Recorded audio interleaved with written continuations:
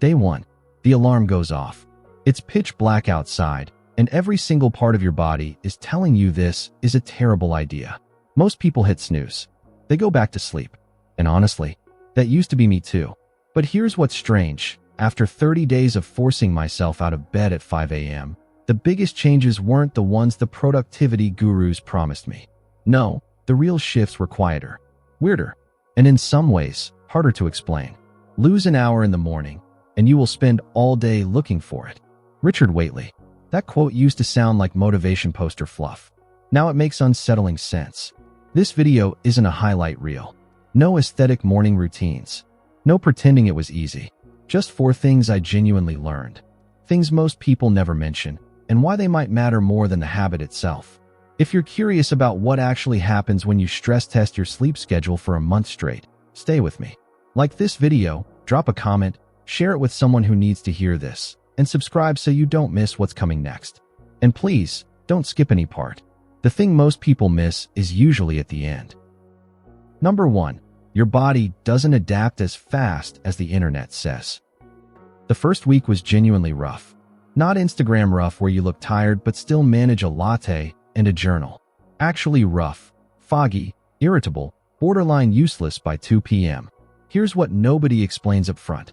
Waking up early doesn't automatically mean sleeping early. The habit only works if your bedtime shifts too. And that part takes discipline most productivity content conveniently skips over. Sleep researchers sometimes refer to this adjustment window as sleep pressure recalibration. Your body's internal clock, the circadian rhythm, needs roughly 10 to 14 days before it starts cooperating. Not 3, not 5, 14. The chains of habit are too light to be felt until they are too heavy to be broken. Warren Buffett. That's the part that stings. Early days feel like punishment. But somewhere around day 12, and this surprised me, the alarm became almost unnecessary.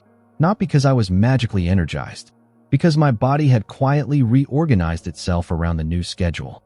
The lesson? Early rising may work for you, but only if you respect the full equation, including the sleep side. Number 2. Silence is the real productivity hack.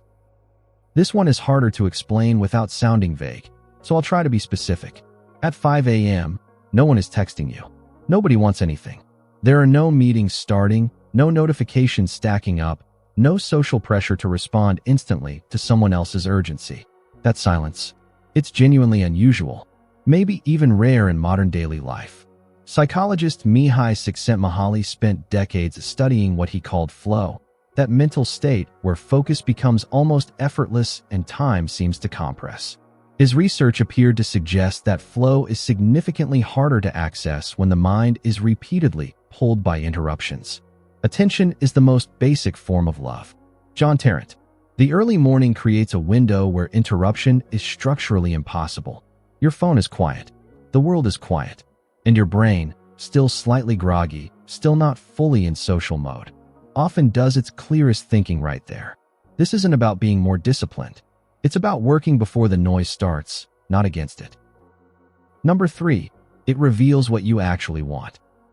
Here's the one that caught me completely off guard. When you have 2 free hours before your day officially begins, you make a choice, usually a pretty honest one, about how to spend them. And that choice tells you something. Some people exercise. Some read.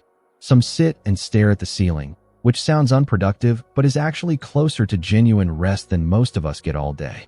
But some people, and I include myself in this early on, spend those quiet hours doing the exact same mindless scrolling they do at midnight. Just earlier. What you do with your free time is who you are. Naval Ravikant. That's a confronting realization. The 5 a.m. habit doesn't create discipline on its own. It simply removes the excuse that you didn't have time. What you do with the time that's left, that part is entirely on you. Think of it this way. A blank morning is like a blank page. It only becomes something if you decide what to put on it. Otherwise, it just fills up with whatever's easiest. Number 4. The social cost nobody warns you about. This is the point that almost no one talks about, and I think that's a mistake. Waking up at 5 a.m. often means going to bed at 9 or 9:30 p.m., which sounds fine in theory. In practice, it means leaving dinners early, skipping late-night conversations, and occasionally having to explain to people why you're half asleep by 8 p.m. Social rhythms in most cultures are built around evenings. That's when people connect, unwind, spend time together. Shifting your schedule can quietly push you out of sync with the people around you, friends, partners, family. Tell me what you pay attention to, and I will tell you who you are. Jose Ortega y Gasset. This isn't a reason not to try it, but it's a real consideration that the 5 a.m. club content rarely addresses. Any significant habit change carries a social dimension, and pretending otherwise sets people up to feel like they failed when really they just weren't warned. The question worth asking before you commit: what are you actually willing to trade? Because there is always a trade. So 30 days. For things the productivity world glosses over. Your body adapts, but slower than advertised. The silence of early morning may be the most underrated resource most people never use. The habit reveals your priorities whether you want it to or not. And there's a social cost worth thinking through honestly before you set that alarm. Does waking up at 5 a.m. work? For some people, genuinely yes. For others, it's the wrong fit, and that's okay. What matters is understanding why you're doing it, not just copying someone else's morning. An investment in knowledge pays the best interest. Benjamin Franklin. Start small. Try it for a week. Watch what the quiet hours reveal about you. And then decide. If this gave you something to think about, like this video, leave your affirmation in the comments, share it with one person who keeps saying they'll start tomorrow, and subscribe so you're here for what's next.